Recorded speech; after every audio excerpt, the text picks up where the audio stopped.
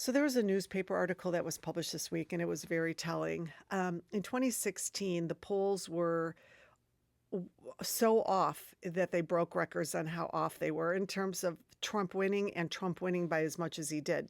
So pollsters began to figure out, they did a postmortem to find out where they missed the mark. And they clearly missed the mark in terms of the hidden Trump support, the secret Trump voter. And so they began adjusting their calculations and how they polled to get more accurate. They got a little more accurate in 2020 in terms of calling it between Biden and Trump. But in 2024, it turns out they were very accurate, including the polls taken just 3 days before the election in terms of Trump winning by as much as he did over Kamala Harris, the hidden Trump voter.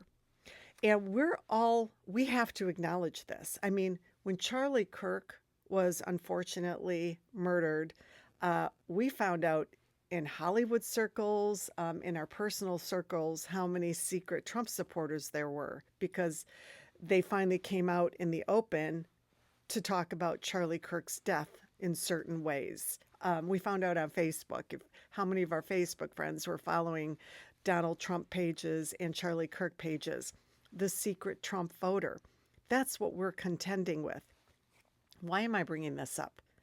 Because of what happened on Tuesday with Zohran Mamdani's win. Zohran Mamdani is the only one that got records to be broken in terms of new voter registration in New York City. Republicans have been winning that game for over 6 years now.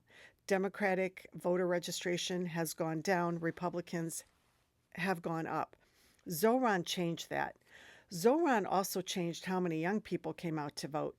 Zohran also changed how many older people who used to vote for centrist establishment Democrats turned and voted for the one who presented democratic socialist economic policies. He broke everything in that race.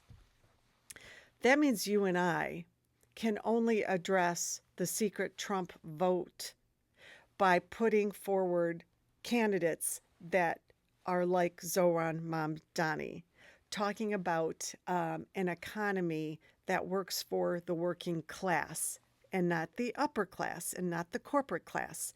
And the difference is that Zohran, there's an authenticity about him. He was fighting for the working class. Centrist Democrats say they're fighting for the working class, but if you pay attention, they're fighting to help the Democratic Party win, the establishment Democratic Party win. Do you see the distinction? It's very different. So if you and I can elevate people like that in the Democratic primaries in 2026, we're going to win a lot more elections. And if we continue to re-elect in Democratic primaries people like Hakeem Jeffries, the Nancy Pelosi types, we're going to lose a lot of elections. I want to finish this video by saying this. I am incredibly concerned about how many Democrats voted for Andrew Cuomo after Donald Trump endorsed him, after Elon Musk endorsed him, and already knowing that billionaires that funded Donald Trump's campaign were funding Andrew Cuomo. This is another major challenge we have in the Democratic Party if we want to win elections. Those voters are going to help us lose elections by supporting people, Democrats like Andrew Cuomo. How you could vote for him when Trump endorsed him? We got to have this conversation, Democrats. What's going on?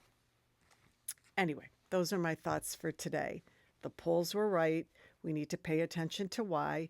We need to pick candidates that are going to win over the working class.